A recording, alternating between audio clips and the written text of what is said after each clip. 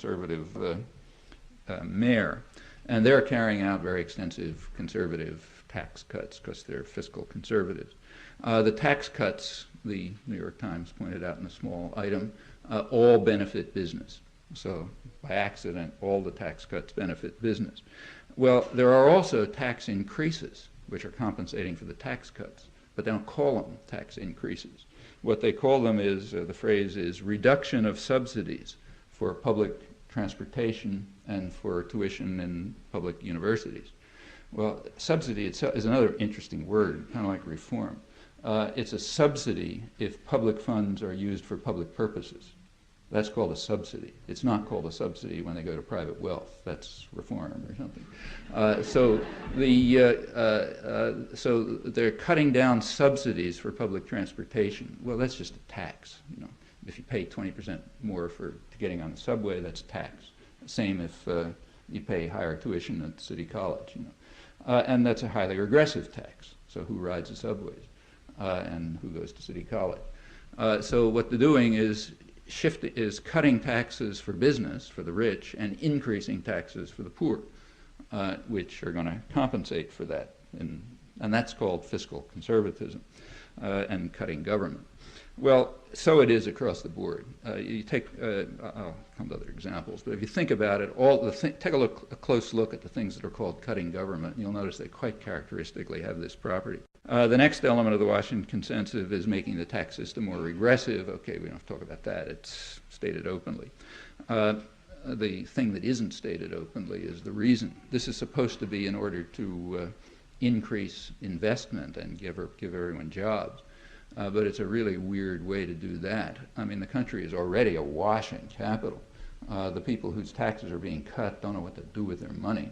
If you want to increase growth, there's another approach that might be used, stimulate weak demand by progressive taxes. That is, put more money into the hands of people who can spend it.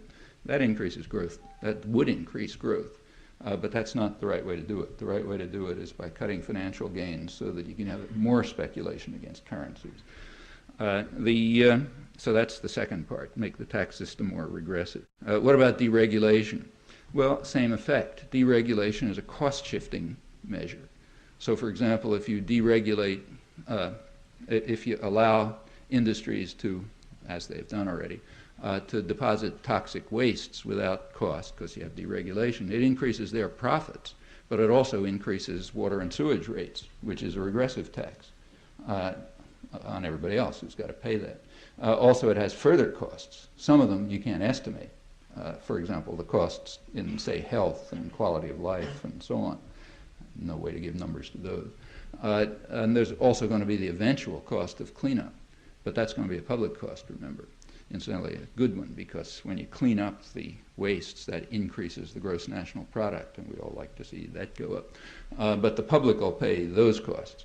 So what it is just another form of radical cost shifting, increase wealth for the rich and decrease it for everyone else. So it fits the experiment's design.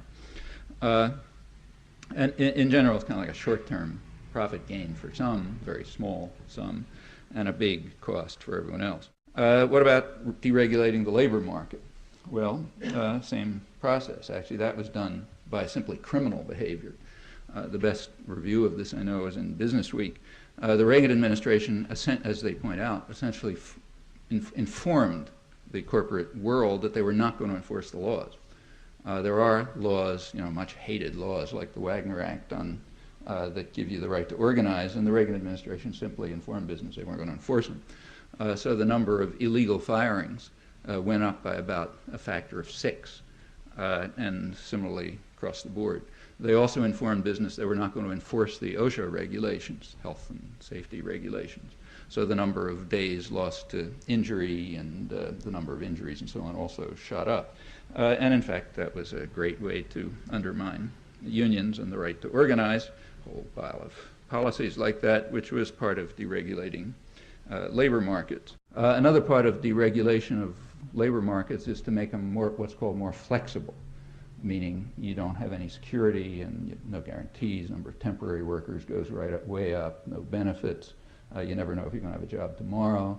That's really good for the economy. That's good for having jobs. Some of the most profitable corporations, the ones who's way up on the Fortune 500 list and booming, are the ones that what they call sell manpower, like Manpower Incorporated, selling temps, which is terrific for making labor markets flexible. It happens to destroy everybody's life, but that doesn't really matter. Again, the similarity to the third world is very close. Back in this is what's called economic health, and when this happens, you call it an economic miracle, another technical term. So, for example, Brazil was a terrific economic miracle under the neo-Nazi generals that we installed with great self-adulation back in the 60s. And by 1971, it had become the Latin American darling of the business community. And the president, the general who ran the place, pointed out that the economy is doing fine. It's just that the people aren't. We have a Nobel Prize winner who just won the Nobel Prize last time, Robert Lucas of Chicago. And he was interviewed by the Wall Street Journal and said, "We've been doing great and have been for a long time."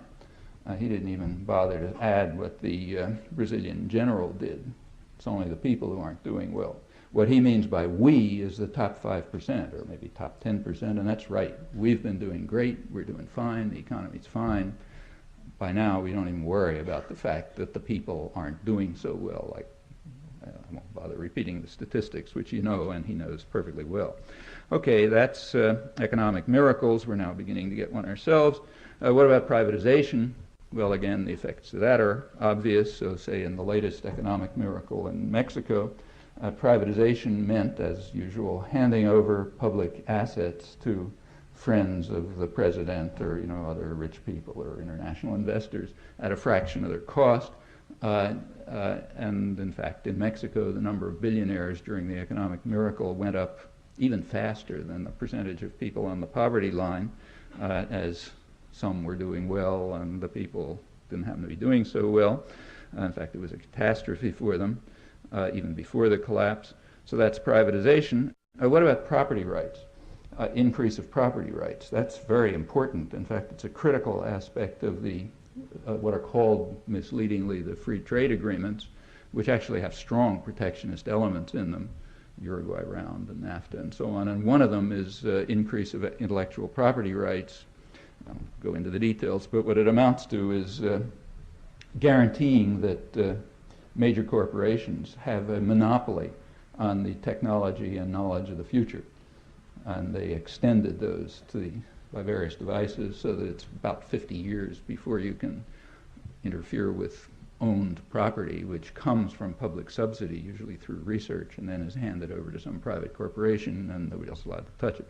So increasing property rights has a big effect, highly protectionist measure, which is central to the new trade agreements, and has a long-lasting effect way down the road on organizing the international economy and who gains and who loses. Last element of the Washington Consensus is reducing trade barriers.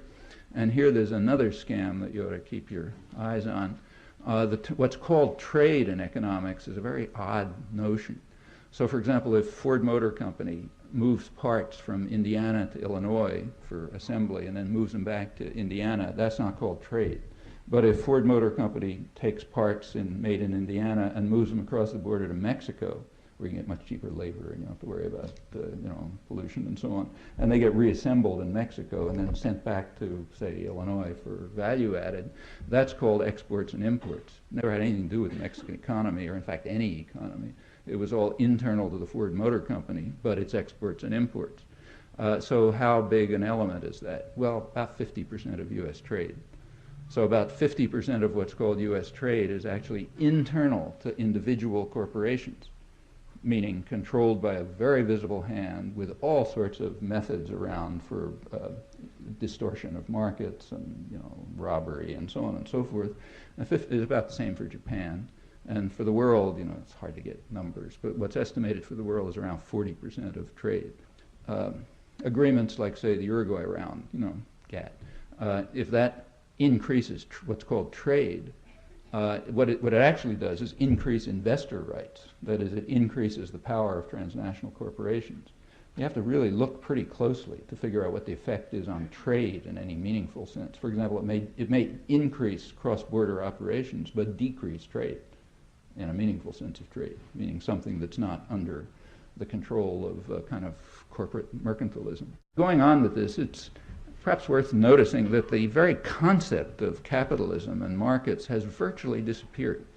So, for example, if you take the current issue of Foreign Affairs, there's an article by Joseph Nye of the Kennedy School, I think maybe he's the dean of the Kennedy School, who explains that there's a big new weapon in the hands of American diplomats. American diplomats, he says, diplomacy has a force multiplier. And the reason is because of the attraction of democracy and free market enthusiasm.